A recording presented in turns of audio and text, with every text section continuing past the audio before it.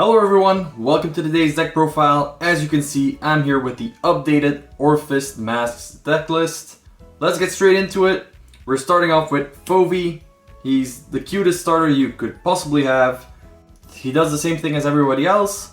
This is just personal preference. What isn't personal preference is our grade 1, that's Rautis. We don't care about his continuous ability, we care about his auto ability when you ride him. You can check your deck for any world set order, add it to your hand. So whichever one you want in the particular situation regarding your hand, you find that one, add it to hand. Then of course, we run Cubisia. Cubisia, we don't care about his continuous ability as well. We just want that when you play a world order, you can give a unit +5. So it could be him, it could be a rear guard, whichever. Then, last but not least, Orfist Regis. We care mostly about his auto ability, his first one. So that is, when he is placed on Vanguard Circle, you can choose a world order from your drop or hand and set it automatically. No cost required, so that's a super easy way to set one of your 6 orders. Then of course, now we're playing a Masques deck. If you happen to be super unlucky in Brick, you can still use his other ability, which is when he attacks and you're in Abyssal Dark Night, which is 2 set orders. You can counterblast 1, discard a card for every 2 world orders in your order zone. You can call a Shadow Army token and Orfist himself gets +5. It isn't super handy, but it works in a pinch. Naturally, we're running 2 more copies of Orfist Regis. I personally prefer it this way because we aren't going to be Persona riding, but we want to get him into the drop or whichever location so that we can use Orfist Masques ability multiple times. So in that regard, we can run 2 additional copies. Now, we've already said it, we're running Orfist Masques or Mors Orfist, whichever one you prefer. You can use both. Now, he's got the same continuous ability as every other Masques deck that you need to ride him over another unit named Orfist in his case. And then of course his once per turn act ability removes an Orfist from any location that you have available, not the deck of course. It has to be in this case, Regis. And then you can set an order from your drop, whichever one, meaning you can recycle it. Then the most prevalent ability is his auto. When he's attacking, you can counterblast 1, put any amount of orders into your drop zone from your set order, and then when you've removed them from your set order zone, you can call Shadow Army tokens on occupied rearguard circles. This is important, you have to call it on occupied rearguard circles. It can be on other Shadow Army tokens or rearguards, but it can't be on empty circles. Then, if you've removed 2 or more, you gain triple drive. Now of course this does mean we have to be running the Masques. I run 2 copies. I know some people are more comfortable with running 3. You can swap out a copy of your Regis. I personally feel more comfortable with running 2. You have searchers. You could heal if it ends up in your damage zone, but I know that's not for everyone, so change it at your own leisure. For our world orders, we're of course running Howling Moonlit Night. This one is when you use it as an order, you Soul Blast 1, and then you draw a card. Also, just like every other world order, for the first one you go into Dark Night. If you have a second one, it becomes Abyssal Dark Night. Then our misprinted card, Eclipsed Moonlight. This one, particularly the foil alt art, does not have the counterblast cost printed on it, but it does have it. You have to pay a counterblast to use its ability. That ability being, you can call a Shadow Army token. Perfect for your grade 2 turn. Our last order is Overcoming an Eternity. This is the steepest cost, the one you would rather avoid, which is Soul Blast 2. And as long as it's in the order zone, when you call a Shadow Army token, that one gains +5k. That can stack, so if you have both of them in your order zone, that's a +10k to any Shadow Army token that's called. So you want to keep those in there if possible. For our grade 2s, we are of course running Cyber Cthulhu. She's the Dragon Tree Wretch for Brandgate. Her skill is Counterblast 1, Soul Blast 1, add a Dragon Tree marker, put it on one of your rearguard circles, and then search for a Mask of Hydragrum, add it to hand, which is super handy. Beyond that, you can just use her as a beat stick or a 5k shield, whichever one you prefer. We are running Polarx's Dragon. I think that's how you pronounce it. He's a pretty staple unit in my opinion. A lot of people are running copies of Grunder, which I think is a bit wonky. But what his ability is that when you place him and your Vanguard is Orfist, whichever one, you can Soul Blast one and put an order that is not yet in your set order zone from your drop and place it. So it has to be a different named one, but you can just play it accordingly. That's the most important thing. His secondary ability is one that we've seen with a few units so far, that when something's placed over him or whichever situation, and for his case you have to be in either Abyssal or normal Dark Night, when something is placed over him, you can draw a card.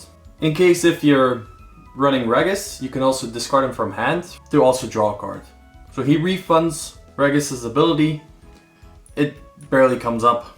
You usually do it on the field, but it's a nifty draw. A grade 1 that I had high hopes for. It's still a good unit, but I had really hoped that his skill was generic.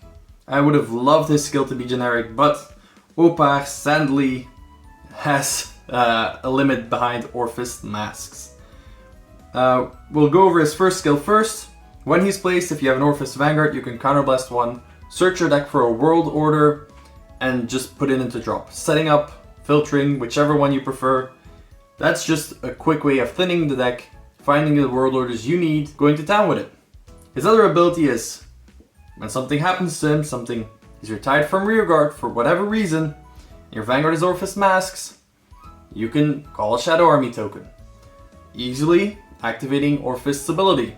So if this was just Orfist, this effect would have been insane. Would have loved to have that. We have it on a grade 3, but sadly there's currently no space for it. Our last grade 1 slot will go to 4 perfect guards. Now why am I not running Elementalia Sanctitude? I want to call down my perfect guards if need be. Simple as that. I want to be aggressive the entire way through. We want to completely dominate the field, and if that means calling down a 6k perfect guard, I'm all for it. Will I maybe turn back on this concept? Possibly.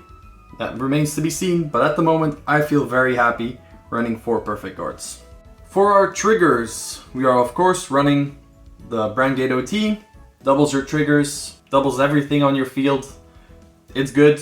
It can end games, especially during your Mors triple drive. If you already see a crit, then you see your OT. Yeah, that might be game for your opponent. So that means we are running 7 critical triggers. Yes. Yeah, flipping yellow is good, and especially if you're having triple drives, you're having multi attacks.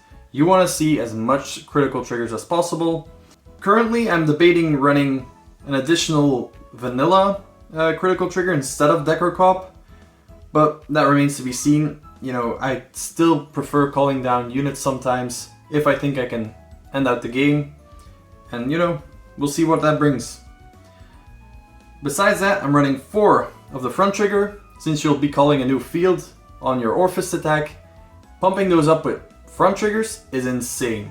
That can easily mean the difference between, you know, your next game or, you know, a 20k shield, which is always handy. Last but not least, 4 heals. Honestly, in the early game, we're not guarding at all. We want to take as much damage, put ourselves on a higher threshold to death, so that our opponent will suddenly realize, oh no, they're coming back in full force. And if you see that heal, you can get more counterblast. You can be as greedy with your counterblast as you want, to be fair. Your game will be over by your second persona ride, if your opponent likes it or not. Now I'll be going over a little theoretical scenario that we have right here. Your grade 2 turn, the moment you ride your grade 2, you already have a mask in your drop zone, probably from your first discard. Who knows? You discard the Overcoming an Eternity that you had in your hand, either through Raudis' skill or through Mulligan. Whichever one, you discard it. You ride your Cubisia, Nice. Now, you have him on the field. You can either, if you have the CB for it, we'll put a Regis here. If you have the CB for it, maybe you have two, whichever one. You could call a Dragon Tree Wretch if you didn't have a mask already. You already do. So we can counterblast one, play the Eclipse Moon Knight. So we set that right here and call that Shadow Army token. So that's a good way to start off the pressure real good. Now we have to put these nifty markers here. Shout out to the guy from BCS Netherlands. My teammate bought this for me from that guy as a birthday present. So, you know, he's been showing up at multiple European BCSs with these. I can highly recommend them. They're super easy to use, and you know, shout out to you, man. I hope you sell a lot more of these. Now, of course, you can put it on your Vanguard for a 15k swing, 15k, or you can make it 10k and 20k. Whichever one, you know, I prefer putting it on my Vanguard, making them both 15k. Your opponent is bound to take one of these. Like, usually you'll swing with Vanguard first, you see a trigger, you don't see a trigger, doesn't matter. They'll probably either guard this one or the second one. And you know, if you see a trigger, imagine see a crit, very cool. Put crit on your Vanguard, and then you put 10k on your rear guard. Either they'll guard, we'll see what happens. Different scenarios, but this feels so good. Seeing your opponent like guard early, so their hand size is pretty small considering, you know, it's just your grade 2 turn, or they're already at 3 damage by the time you go to your first grade 3 turn. Then of course, we'll consider the scenario that your opponent went first, so they're already at grade 3. They might have given us a bit of punishment. You see an order go to damage shown, we see Opa go to damage shown. That's a shame. We'll have to discard something. We could obviously discard another copy of Regis if we have it in hand. Won't do us any favors right now. Right into your Orfist, meaning you can set a world card from your drop. Right here, nice and dandy, no cost paid, that's perfect. Then you can, of course, you went second, and you have a Orfist Masques in hand. Either if you didn't have it already, you can search it through the mask itself, or that depends on your hand. We don't know. But what I do know is that you're persona writing right now, and your opponent does not like it. There we go, we get another card in hand. And of course, we have this Orfist right here that we could remove if there was another World Order in the drop. You know, all the good stuff. We can also set one from our hand, if need be, and draw another card. Perfect. Now, of course, then we can call out a bunch of units. In this case, I'll just call out 2, you know. We did call a lot from hand, and discarded a lot, you know. This is the ideal field to have. This is an 18k swing. This right here is 35. So of course you'll be swinging with this first. 18k. They're like, oh, either I see a defensive or I guard this because the other swings are going to be pretty big. Then of course you make the big swing. If you think, oh, my opponent doesn't have that big of a hand, you know, I want to conserve my swings, you just swing with this 20k. That's pretty big. That's still the trigger unit or 2 intercepts, whichever one. Then of course you swing with the big guy, you counterblast 1, you remove these 2, so we can use them next turn. We can also use Opar if need be to fetch one from the drop and even have a 4th one. I mean, we could put that here. I mean, this is a tutorial video anyway, so then we waste all our counterblast, but it's gonna be even bigger, which is pretty cool. That means that Orfist will be gone. Don't worry guys, trained professional, that's what it is. In any case, we removed 2 from our field, which means we'll be calling 2. This guy activates, allowing us to draw because we are still in Abyssal Dark Night. +1. Opar will activate, retiring him, giving us yet another Shadow Army token. And that Shadow Army token gets +10. This one gets +10. And wouldn't you know it, this one gets +10. Those are pretty big numbers on the first Persona Ride turn. Then, of course, you get your triple drive, you see a blank, you see a crit, and you're over triggered. The game is over. I mean, honestly, chances are that could be 2 blanks and 1 trigger, could be anything, but your opponent will be getting some serious damage dished out at them. Your hand will be pretty healthy. These Shadow Army tokens can stay or be removed, whichever one. You'll take probably 1 or 2 more damage for your next turn. You know, this feels like you're in a pretty safe spot. You can check defensives and just go to town. The offensive power of this deck is simply unmatched, in my opinion. Decks like Gondiva take an extra turn to pop off, especially with the restriction that might be coming soon. Bastion is pretty strong, but he's missing his promo. So I honestly feel pretty confident to say that this is one of the powerhouse decks for the current format. We'll see what set 13 brings, but I'll definitely be running pretty confidently with this deck for the foreseeable future.